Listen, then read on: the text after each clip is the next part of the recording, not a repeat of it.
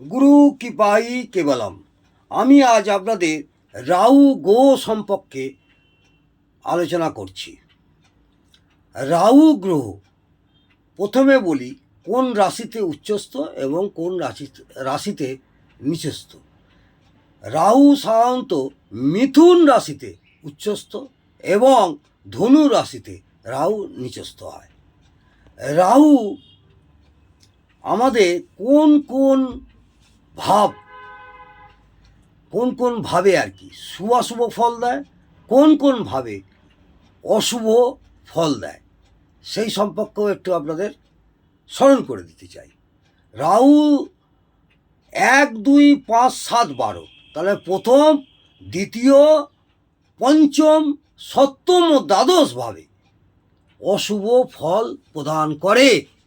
তাহলে 1, 2, 5, 7, 12 এইটা আপনারা মাথায় রাখবেন। আর শুভ ফল কোথায় দেয়? শুভ ফল দেয় 3, 6, 10, 11, তৃতীয়, ষষ্ঠ, দশম ও একাদশে শুভ ফল প্রদান করে। রাহু যদি জন্মছকে একা বসে থাকে একটা ঘরে, রক্ষক হবে, কিন্তু আর্থিক রূপে এমন হবে কি এর কোনো সত্য নেই। রাহু প্রথমভাবে স্থিত হলে তার প্রভাব রবিতে পড়বে, এবং রবি যেখানেই হোক না কেন সেখানেই সূর্যগ্রহণ যেমন পরিস্থিতি হবে, রাহু একাদশভাবে থাকলে তার প্রভাব বৃহস্পতিই পড়বে আর সব দিক থেকেই ক্ষতি করবে।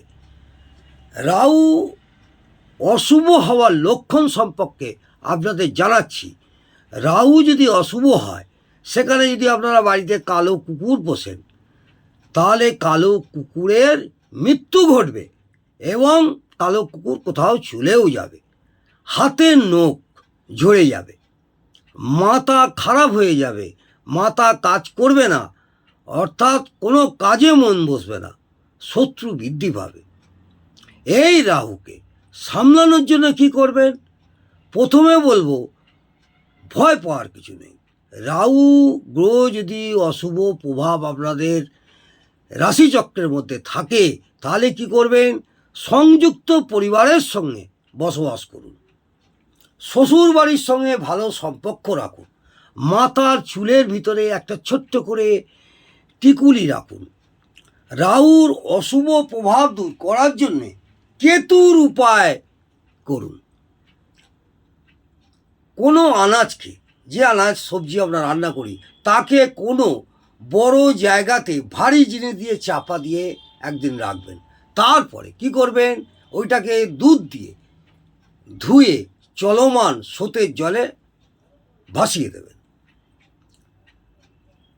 মা ছিন্নমস্তা কালীকে মাঝে মধ্যে মালা দান করবেন। চলমান স্রোতের জলে গঙ্গা জোয়ার যখন আসবে, তখন কয়লা বিসর্জন করবেন। কন্যা দান করবেন, নিজের কন্যা হোক বা অপরের কন্যা হোক, কন্যাকে সম্প্রদান করবেন। কেউ যদি বলে যে আমার কন্যাকে আপনি বিবাহ দিন, সম্প্রদান করুন, তাহলে অবশ্যই করবেন। নিজের কন্যাকেও সম্প্রদান করবেন। সরস্বতী ঠাকুরের উপাসনা করবেন।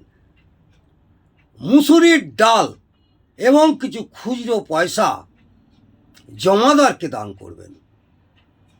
আপনাকে যদি কেউ নীল বস্ত্র, স্টিলের বাসন বা বিদ্যুতের উপকরণ দান করে, আপনি গ্রহণ করবেন না।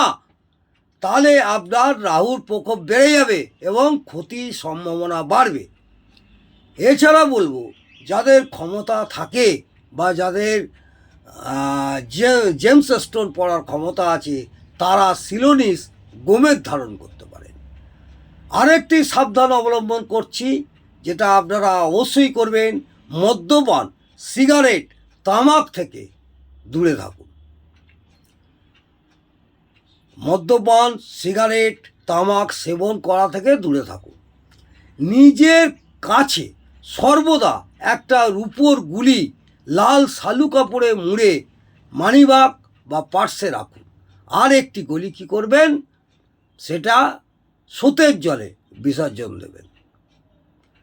আশা করব এইভাবে যদি আপনারা চলতে পারেন, রাহুর প্রকোপ থেকে অবশ্যই চিরতরে মুক্তি পাবেন।